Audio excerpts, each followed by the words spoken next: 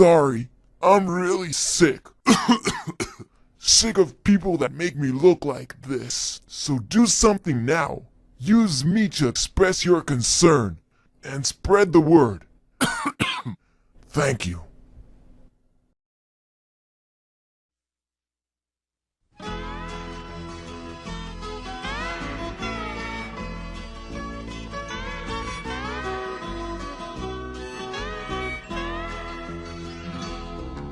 Wala ka bang napapansin sa iyong mga kapaligiran?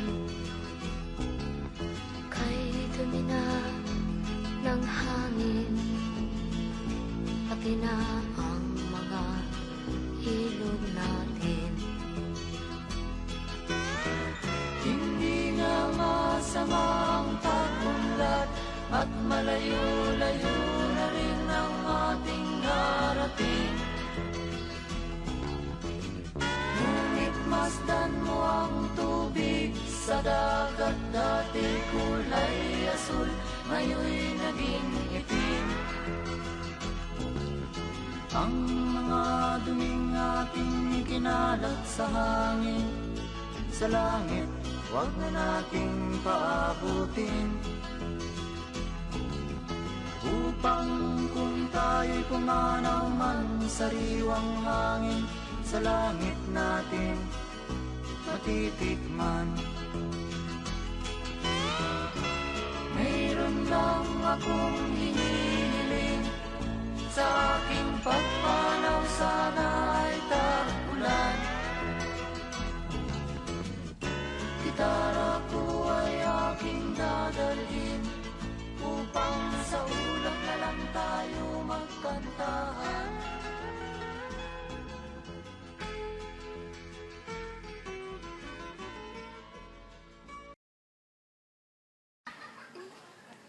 Magandang araw sa lahat. Ako po si Janine Concepcion at samahan niyo po akong alamin ang makabuluhang impormasyon ngayong araw. Ito ay tungkol sa polusyon sa ating kapaligiran. Ano nga ba ang polusyon? Ang polusyon ay may iba't ibang uri. Polusyon sa tubig, polusyon sa hangin, at ang polusyon sa lupa. Ating alamin ang mga kahulugan at epekto ng mga nasabing polusyon at kung papaano ba natin masusolusyonan ang mga ito.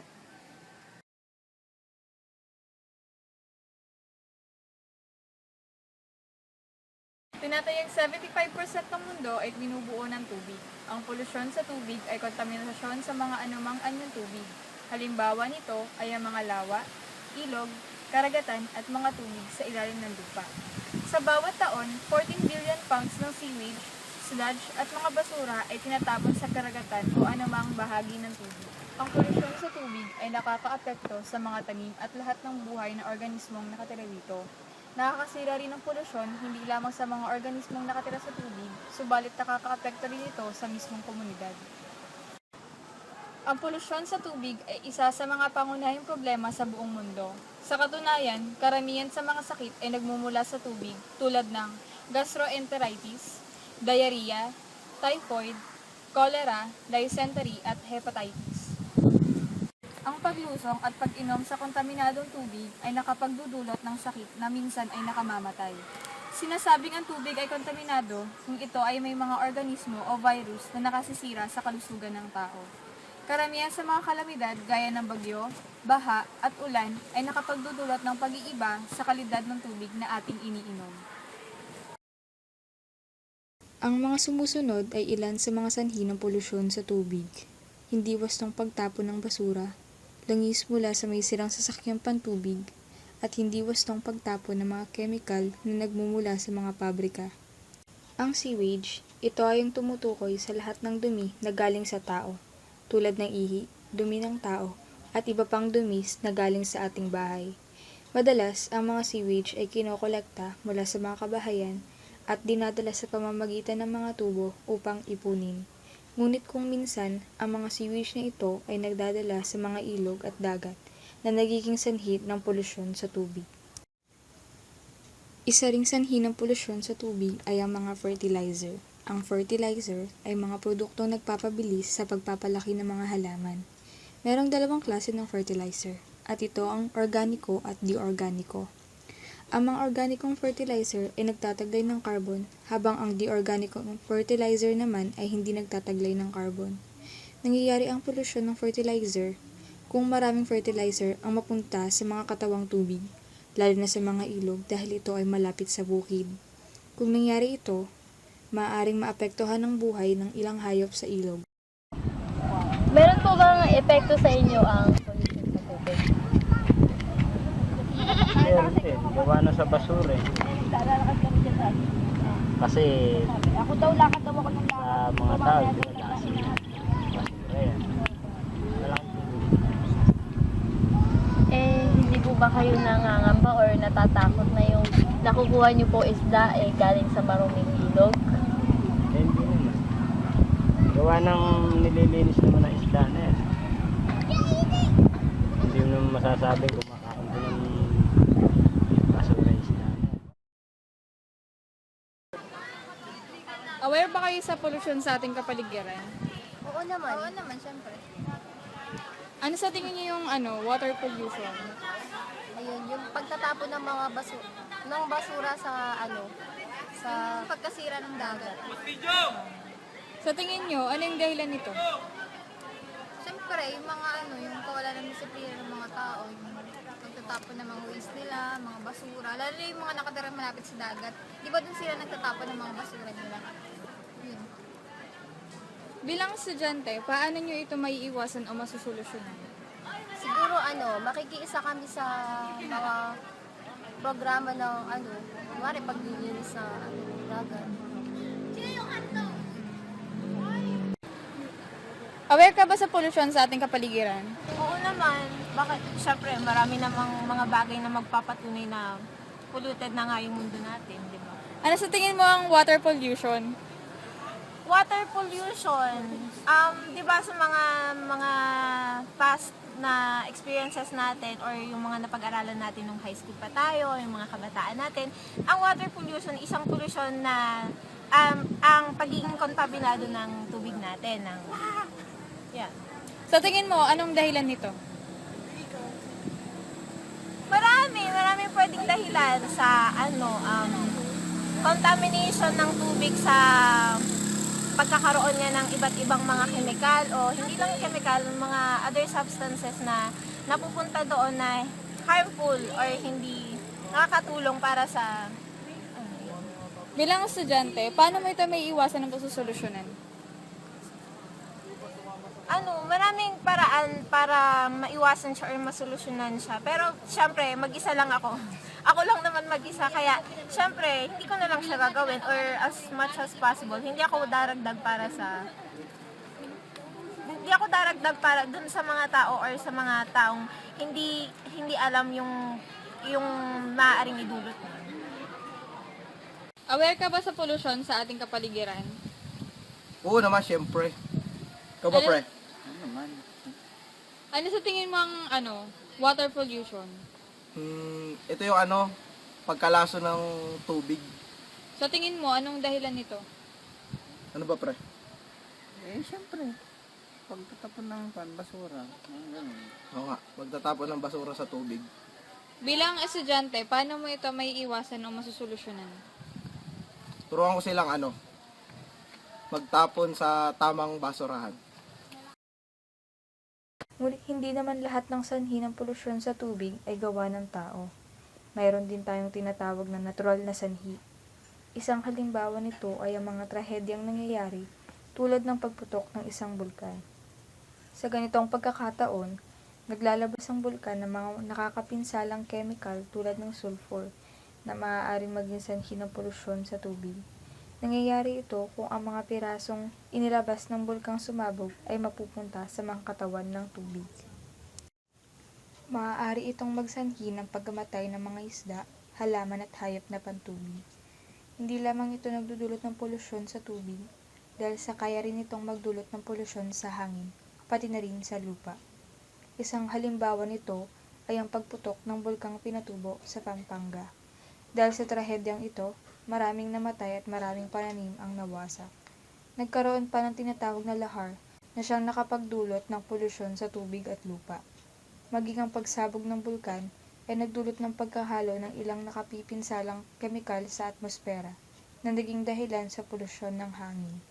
Isa pang halimbawa ng mga natural na sanhi ay ang mga bagyo. Dahil sa bagyo, natatangay ang ilang material na maaaring madala sa mga katawan ng tubig. Nariyan din ang mga pagbaha na siyang naghahatid ng mga nakapipinsalang kemikal tulad ng mga insecticide, pesticide at fertilizer sa mga ilog at karagatan. Hindi dapat nating inaabuso ang ating kalikasan dahil sa atin di naman babalik ang magiging epekto nito.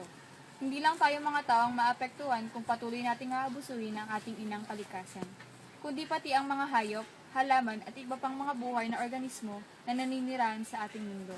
Mahalaga sa atin ang tubig dahil hindi tayo mabubuhay nang wala ito.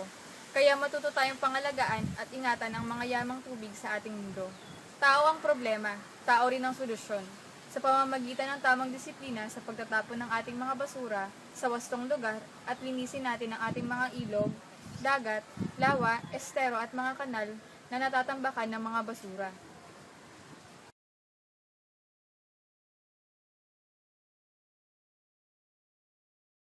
Ang isa pang uri ng polusyon ay ang polusyon sa lupa. Ito ay ang pagdudumi sa lupa o paglagay dito ng mga mapamisalang kemikal na maaaring makasira sa kakayahan ng lupang magpalaki ng mga halaman. Kung ating titingnan, talagang marami ito sanhi at bunga dahil sa isa ito sa pinakalaganap na polusyon. Isa sanhi nito ay ang tinatawag na solidong dumi. Kasama rito ang mga solido o mga konkreto kagamitan tulad ng mga basura, papel, plastik, metal, kahoy at ilan pang dumi. Ang mga solidong duming ito ay madalas ay nakakalat lamang o kaya naman ay tinatapos sa mga tinatawag na dump site o landfill. Kung minsan, nagiging sanhi ito ng mga sakit dahil sa ang mga solidong duming ito ay nagtataglay ng mga bakterya na maaaring makasama sa ating kalusugan at maaaring magisanhi ng mga sakit. Bukod pa rito, maaari ring pamugaran ng mga peste ang mga solidong duming ito, lalo na ng mga langaw, ipis at daga. Kung mangyayari ito at mas magiging madalas ang mga sakit at mas magiging mabilis ang pagkalat nito. Isa pang maaaring maging sanhi ng polusyon sa lupa ay ang maling sistema ng irigasyon. Ang irigasyon ay ang sistema ng paglalagay ng tubig sa mga lupa upang makatanim ng mga halaman. Ito ay madalas ginagawa upang panghalili sa tubig ulan, lalo na sa mga lugar na tuyot at bihira lamang ang ulan. Kung minsan, kung magkakamali at magkakaroon ng problema sa isang irigasyon sa isang partikular na lugar, maaari itong magsanhi ng pagdumi sa lupa. Marami pa sanhi ang pagdumi sa lupa at isa dito ay sa larangan ng agrikultura. Ang paggamit ng mas maraming fertilizer at pesticide ay maaari ring makasira sa lupa. Dahil sa mga bagay na ito ay nagtataglay ng mga nakapipinsalang kemikal na maaaring maapektuhan ang lupa. Sa larangan naman ng pagmimina, ang paggamit ng mga dinamita upang makapagmina ay nakakasira sa lupa. Dahil sa naapektuhan nito ang natural na forma at istruktura ng mga lupain. Kung sisirain ng mga ito, maaaring mamatay ang mga hayop na nakatira sa mga lupang ito at masira ang balanse ng buhay sa partikular na lupang siyang pinagmiminahan. Maaari rin maging sanhi ng polusyon sa lupa ang mga sewage. Hindi lamang nakakaapekto ang sewage sa mga katawan ng tubig, nakakaapekto rin ito sa mga lupain at pananiman. Kung sumobra ang mga duming dulot ng mga sewage na ito, maaari itong magdulot ng pinsala sa mga maliliit na organismong nabubuhay sa lupa. Kung mamamatay ang mga organismong ito tulad ng mga bulate, bakterya at fungi, maaari nitong mabawasan ang kakayahan ng lupang suportahan ang pamumuhay ng mga halaman dito. Ang ulang asido ay maaari rin maging sanhi ng pagdumi sa lupa. Dahil sa mataas ang pH ng ulang asido, maaari nitong pataasin ang pH ng lupa kung saan ito tatama.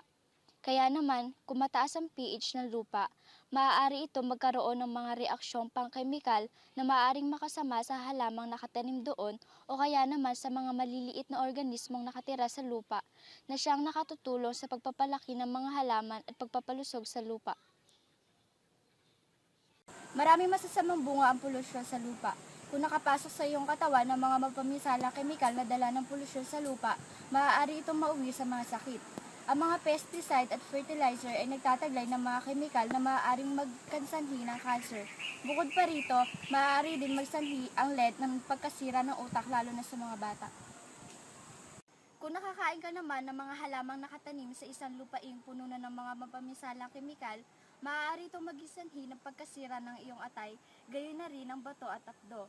Kung kontaminado naman ng mercury ang iyong nakain o kaya naman ay nahawakan, maaari rin ito magisanhi ng pagkasira ng atay at pagkamatay. Maaari ring magisanhi ang benzene ng leukemia at ilan pang mapapanganib na sakit. Marahil isa sa pinakalaganap na bunga ng polusyon sa lupa ay ang pagkamatay ng mga halaman. Maraming kemikal na makikita sa mga hindi organikong pesticide, insecticide at fertilizer ang may kakayahang pumatay ng mga maliit na organismo tumutulos sa mga halaman. Kung hindi ito tumigil at lalo pang magpatuloy at lumala, maaari itong maging sanhi ng pagkamatay at pagkaubos ng mga halaman. Kung mangyayari man ito, maraming hayop at tao maaaring magutom. Bukod pa rito, maaaring masira ang kabuhayan ng mga magsasaka at mawalan sila ng kita. Apektado rin ang mga bansang tulad ng Pilipinas dahil maaari nito mabawasan ang mga kinikita ng bansa, lalo-lalo na ang mga agrikultura bansa tulad ng Pilipinas. Isang suliraning kinakaharap din ng daigdig na saklaw din ng pagdudumi sa lupa ay ang deforestasyon o ang pagkakalbo ng mga kagubatan. Napakahalaga ng mga puno dahil sa sila ang nagbibigay sa atin ng hangin na ating hinihinga upang tayo ay mabuhay. Ginagamit din natin ang mga puno bilang material sa paggawa ng mga bagay tulad ng mga upuan, lamesa at iba pang kagamitan. Bukod pa rito, nababawasan din nila ang pagbabaha dahil sa sinisipsip ng mga ugat nito ang tubig na siyang namiminsala tuwing may pagbaha. Bukod pa rito, nababawasan niya ang epekto ng pagtaas ng pandaigdigang temperatura dito sa mundo. Aware ba kayo sa polusyon? Naman, Ano sa tingin niyo yung land pollution? ito yung pagdumi ng lupa. Sa tingin niyo ano yung mga dahilan nito?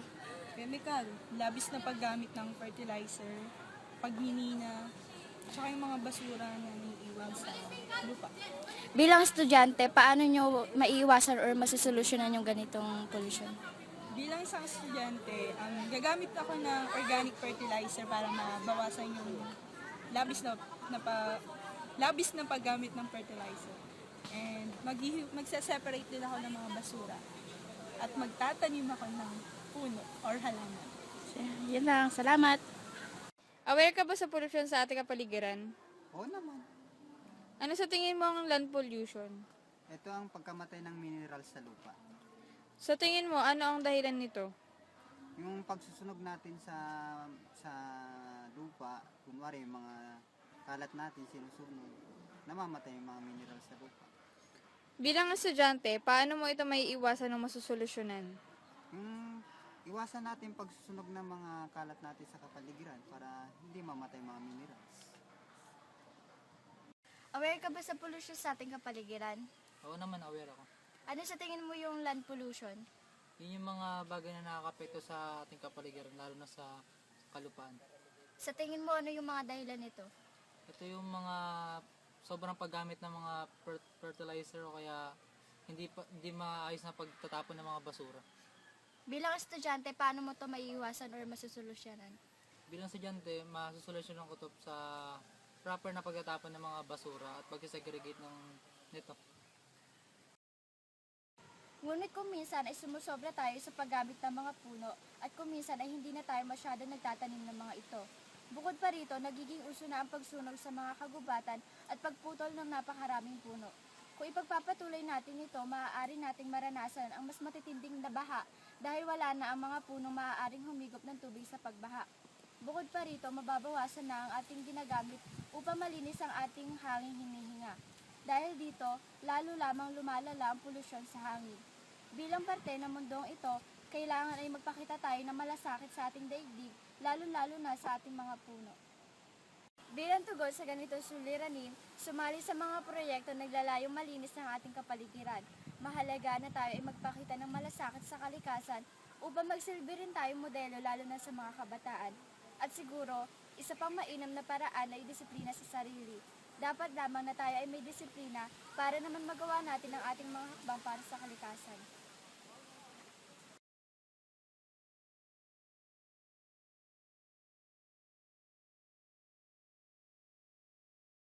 polusyon sa hangin ay isang seryosong suliranin ng mundo at maging ng bansang Pilipinas. Ang polusyon sa hangin ay nangyayari kapag nagbago ang likas na katayuan ng hangin.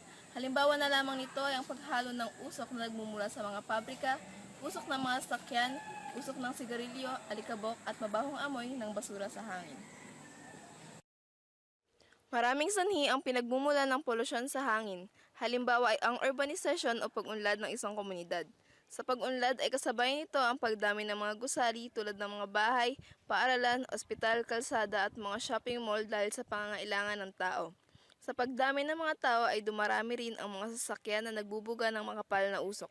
Nandiyan rin ang mga pagawaan na gumagamit ng mga krudo at nagpapakawala ng masangsang na amoy. Sa may kanayunan naman ay kadalasang nagiging sanhi ng polusyon sa hangin ang paggamit ng mga pesticide sa pagpuksa ng mga peste sa palayan.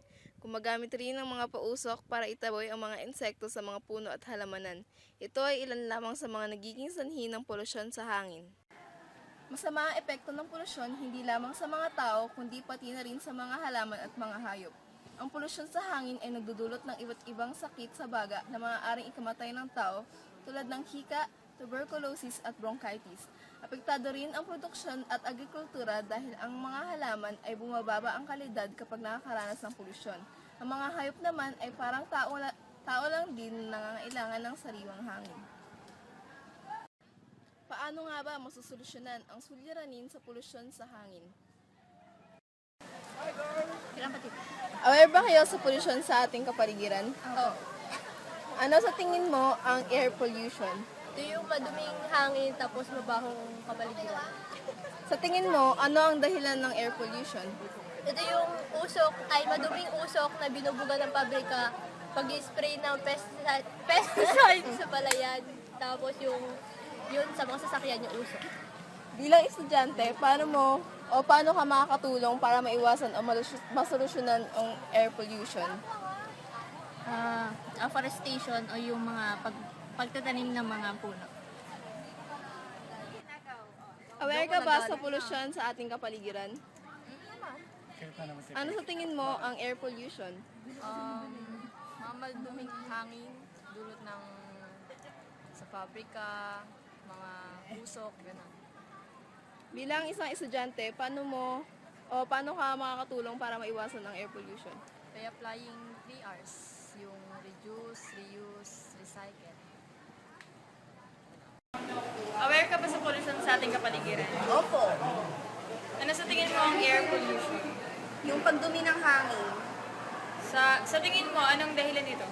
Yung patuloy na pagdami ng mga factory na nagpro-produce ng mga maiitim na hangin at pagbuga ng mga maiitim na usok galing sa mga sasakyan. Bilang estudyante, paano mo ito maiiwasan o masusolusyonan? Siguro yung... bawasan siguro ng mga... Kunyari, mga jeepney driver, ganyan. Sabihan na lang na, Kuya, ito yung ata na usok natin na. Di ba? Makabawas ka na. So, mga naninigarilyo naman. Di sabihin natin, bawas-bawasan. Kasi nakasama na sa katawan nila, nakasama pa sa kapaligiran. Yun po. Maraming paraan ang ginagawa sa kasalukuyan upang labanan ang polusyon sa hangin. Kabilang na rito ang paggawa ng batas na patungkol sa hangin gaya ng Clean Air Act. Sa sinasabing batas ay hinuhuli ang mga sasakyang nagbubuga ng maitim at makapal na usok. Nagiging mandatory din ang pagsusuri sa ibinubugang usok ng mga sasakyan bago papayagang makapagbiyahe sa lansangan. Sa panig naman ng mga mananaliksik at sayantipiko ay patuloy ang kanilang pagtuklas ng makabagong teknolohiya upang mabawasan ang labis na pagkonsuma ng krudo at petrolyo. Isinusulong din ang paggamit ng mga sasakyan na dekuryente lalo na sa transportasyon sa halip ng krudo o petrolyo. Nagpapakalat naman ng mga impormasyon ng ilan laban sa polusyon sa hangin at patuloy din ang pagtatanim ng mga puno ng ilang sibigong organisasyon. Ang polusyon sa hangin ay isang mabigat na suliranin na kinakailangan ng pagtutulungan ng bawat mamamayan. Bilang isang Pilipino ay tungkulin nating tumulong sa ating pamayanan, kahit sa mumunting paraan lamang. Dapat tayong makiisa dahil ang munting pagtulong na ito sa ng bawat tao kapag pinagsama-sama ay nagiging malaking ginhawa para sa lahat.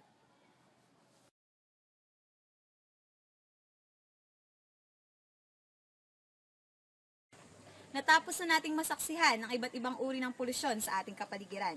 Ang polusyon sa tubig, polusyon sa hangin, at ang polusyon sa lupa. Ngunit alam nyo ba na mayroon pang isang uri ng polusyon?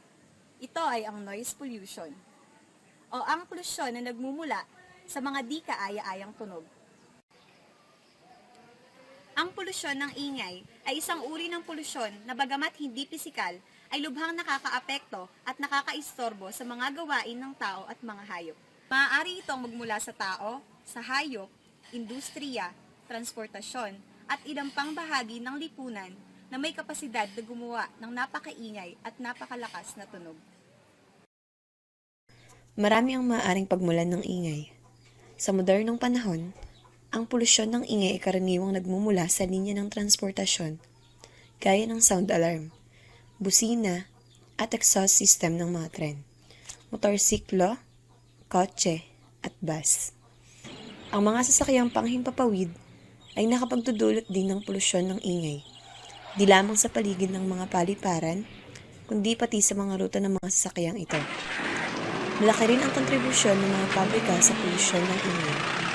Ang kanilang mga makina, truck, at iba pang kalamitan ay sanhi ng polusyon ng ingay sa nakapaligid na lugar na karaniwang residential areas.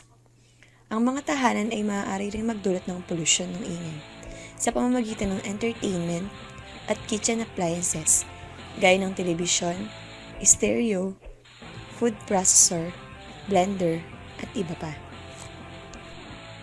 Bagamat kadalasang naisasantabi, ang epekto ng polusyon ng ingay ay napakalawak. Ang pinakapangkaraniwang epekto nito ay sa kalusugan. Halimbawa, ay ang pagkakawala ng pandinig.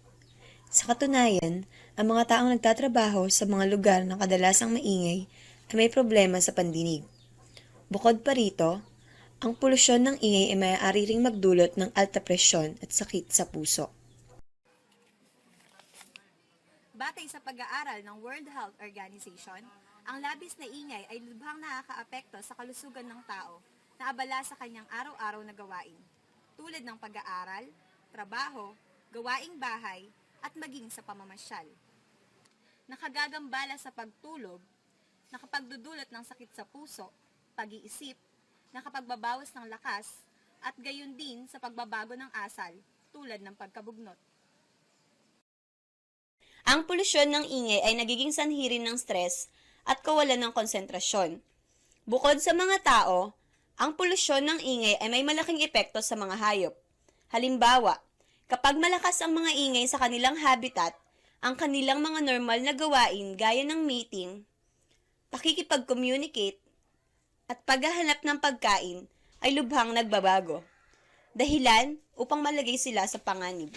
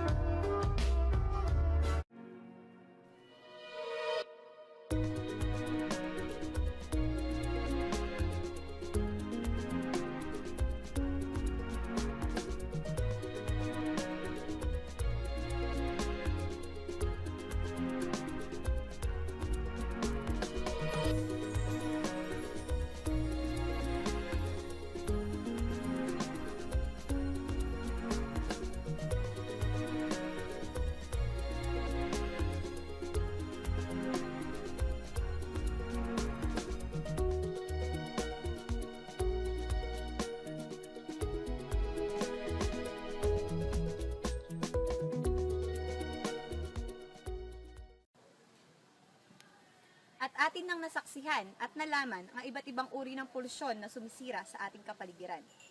Makikita natin na napakalala na ng kalagayan ng ating inang kalikasan. Ngunit hindi pa rin natin ito binibigyan ng pansin. Dapat ay malaman natin na ang ating mundo, na ating tahanan ay nahaharap sa malaking krisis ng polusyon. Kailangan ay tulungan na natin ang ating tahanan.